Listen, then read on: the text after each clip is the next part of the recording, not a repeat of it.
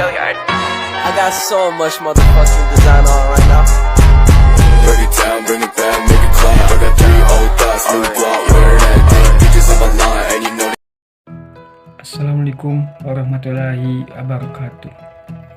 Bersama-sama kita hormati Bu Putri Rizky Rahayu selaku dosen pengampu mata kuliah logika saintifik dan teman-teman semua yang saya banggakan.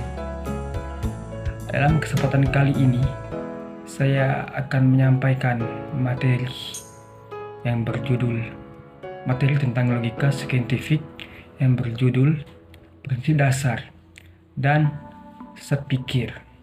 Sebelumnya perkenalkan, nama saya Areno Rinaldi, Akidah dan Filsafat Islam semester 4. Di sini saya akan membahas atau menjelaskan atau memaparkan tentang materi saya yang berjudul prinsip dasar dan sesat pikir. Sebelum membahas lebih jauh apa itu prinsip dasar dan sesat pikir, maka kita harus tahu dulu prinsip dasar.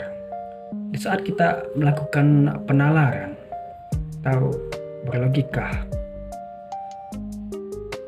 mengenai perspektif penalaran ini, pasti untuk mencapai suatu kebenaran pasti berpegang teguh pada kaidah-kaidah tertentu. Nah, di sini kaidah-kaidah yang dasar dalam logika saintifik yaitu prinsip penalaran. Baiklah, kita langsung saja masuk ke pembahasannya. Pembahasan yang pertama, prinsip penalaran. Istilah prinsip sering diartikan dengan kaidah atau hukum. Yang dimaksudkan adalah suatu pernyataan yang mengandung kebenaran universal, yaitu kebenaran tidak terbatas oleh ruang waktu, di mana saja dan kapan saja dapat digunakan. Prinsip dasar atau prinsip penalaran ini dibagi menjadi 3 macam. Pertama kali dikemukakan oleh Aristoteles. Yang pertama ada prinsip identitas, yang kedua ada prinsip non-kontradiksi, dan yang ketiga ada prinsip exclusivity. Dan kemudian ditambahkan oleh filsuf Jerman yang bernama Gottfried Wilhelm von Leibniz. Filsuf dari Jerman menambahkan sebuah prinsip, yaitu prinsip cukup alasan. Jadi prinsip penalaran ini dibagi menjadi 4 macam. Prinsip yang pertama yaitu prinsip identitas.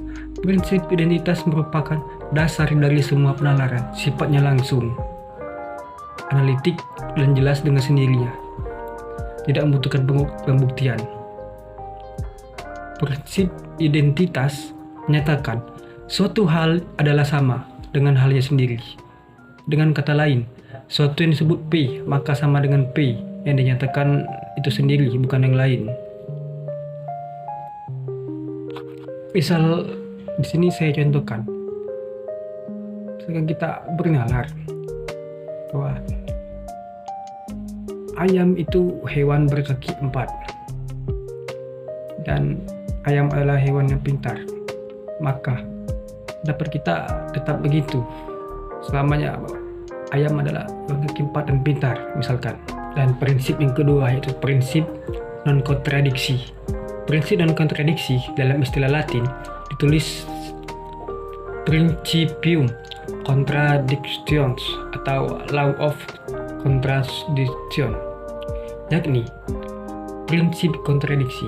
Penyebutan prinsip kontradiksi ini adalah tidak tepat karena yang dimaksudkan adalah tidak adanya kontradiksi dalam suatu pernyataan, bukan kontradiksi itu sendiri yang menjadi prinsip. Prinsip kedua ini memperkuat prinsip identitas, itu dalam sifat yang harus konsisten, harus tidak ada kontradiksi di dalamnya. Misalnya di sini saya contohkan, kita menyatakan bahwa itu benar dan kemudian kita juga mengatakan bahwa itu salah, dan itu kita hindari. Dan prinsip yang ketiga tentang prinsip exclusivity. Prinsip eksekusi tertib ini atau bisa disebut dengan jalan tengah. Ketika kita bernalar tentang yang ingin kita sampaikan, misalnya kita pernyataan yang pertama,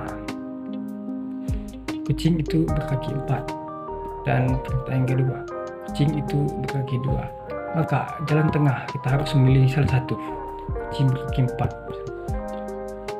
Maka itu yang disebut dengan prinsip eksekusi tertib, jalan tengah. Dan prinsip yang terakhir tentang prinsip cukup alasan. Prinsip cukup alasan begini, suatu perubahan yang terjadi pada suatu hal tertentu mestilah berdasarkan alasan yang cukup.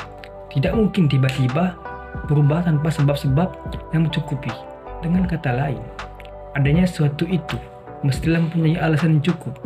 Demikian pula jika ada perubahan pada keadaan sesuatu. Maksudnya gini,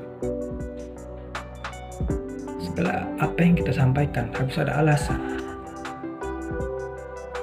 Harus ada alasan yang masuk logis diterima oleh orang banyak. Baik, lanjut ke pembahasan yang kedua, yaitu tentang sesat pikir. Sesat pikir itu adalah kekeliruan dalam penalaran berupa pembuatan kesimpulan dengan langkah-langkah yang tidak sah karena melanggar kaidah-kaidah logika, maupun berupa perbincangan yang bercorak menyesatkan karena sengaja atau tidak sengaja memasukkan hal-hal yang membuat kesimpulannya tidak sah. Dalam sesat pikir ini dibagi menjadi 3 macam. Yang pertama, sesat pikir formal. Yang kedua, sesat pikir verbal. Dan yang ketiga, sesat pikir material. Dan macam-macam sesat pikir yang pertama, yaitu sesat pikir formal. Sesat pikir formal adalah kekeliruan penalaran berdasarkan bentuk atau sering disebut sesat pikir menurut logika atau logical fallacies. Sesat pikir ini banyak ragamnya. Salah satu misalnya mengiyakan suatu pilihan dalam suatu susunan pikiran pengetahuan yang merangkum. Misalnya saya di sini contohkan, peserta khusus adalah mahasiswa atau guru, dan ternyata mahasiswa yang khusus berarti dia bukan guru. Dan lanjut ke yang kedua, sesat pikir yang kedua itu tentang sesat pikir verbal. Sesat pikir verbal adalah kekeliruan penalaran kita berdasarkan kata-kata, yakni pertalian dengan penggunaan yang salah atau kemaknagandaan dari satu kata. Misalnya, semua rumah mempunyai halaman. Modul logika ini mempunyai halaman, maka modul logika ini adalah rumah. Itu contoh sesat pikir verbal. Dan lanjut jenis sesat pikir yang ketiga atau yang terakhir, yaitu sesat pikir material. Sesat pikir material ini adalah kekeliruan penalaran kita berdasarkan isi, yaitu menyangkut kenyataan-kenyataan yang sengaja atau tidak sengaja disesatkan. Misalnya di sini saya contohkan. Setelah mengamati keranjang apel yang dijajankan di tepi jalan dan melihat sekelompok apel di atas cukup besar-besar, kemudian menyimpulkan bahwa setiap apel dalam keranjang itu besar-besar. Itu merupakan contoh sesat pikir material. Kemudian saya contohkan satu lagi tentang sesat pikir material. Kita melihat banyak anggota legislatif yang korupsi. Kemudian kita menyimpulkan semua anggota legislatif adalah korupsi. Mungkin itu saja yang bisa dapat saya sampaikan. Lebih kurangnya saya mohon maaf, karena kesempurnaan hanya milik Allah. Saya akhiri. Wallahul muwaffiq ila aqwamit thoriq. Wassalamualaikum warahmatullahi wabarakatuh.